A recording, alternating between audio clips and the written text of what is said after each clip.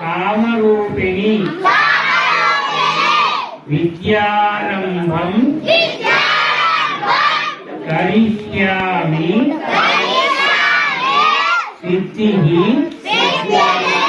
భవతు మే సదా యా కుందేందు తుషారహార ధవళ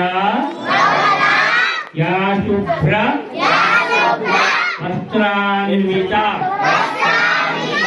యా వీణా వరదండ మండితకర యా శ్వేత పద్మాసన యా బ్రహ్మాచ్యుత శంకర ప్రభృతిభిః దేవై సదా వందిత సామాం పాతు సరస్వతి భగవతి నిశేష జాడ్యాపహ శరదిందు సమాకారే పరబ్రహ్మ స్వరూపిణి వాసరా పీఠ నిలయే సరస్వతి నమస్తుతే. ఏం పండుగ జరుపుకుంటున్నాం ఇవాళ?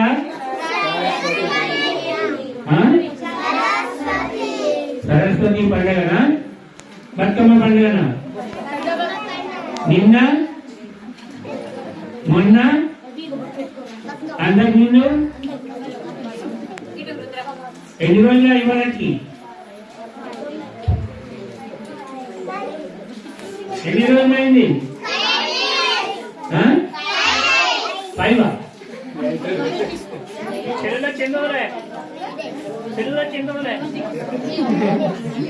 ఈ రోజుకి 7 రోజులు అయింది. రేపు 8, ఎల్లుండి 9, దసరా నాడు 10. ఏం పండుగ ఎల్లుండి? దసరా. దశహర అంటే 10 పగళ్ళు అని అర్థం. 9 రాత్రుల తెల్లారి 10 పగళ్ళు 10వ రోజు కదా. ఒక్కొక్క రోజు వినలేదు. ఒక్కొక్క రోజు అమ్మవారు ఒక్కొక్క అవతారంలో ఒక్కొక్క రూపంలో మనకు దర్శనం ఇస్తుంది. ఈ రోజు ఏ రూపంలో దర్శనం ఇచ్చింది మనకు? ఎట్లా గుర్తుపట్టిండ్రు? సరస్వతి ఎట్లా గుర్తుపట్టాం మనం?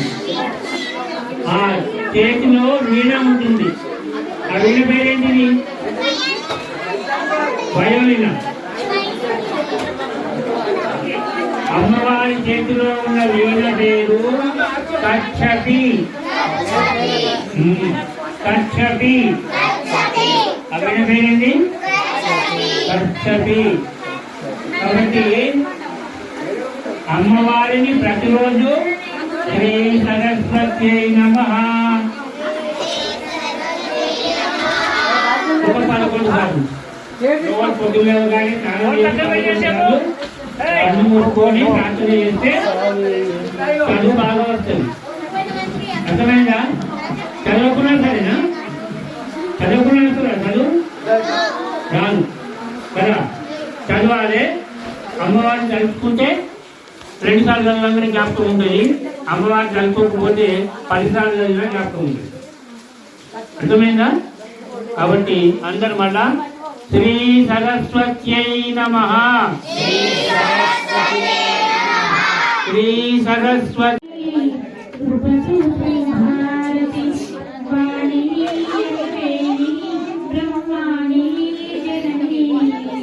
దేవి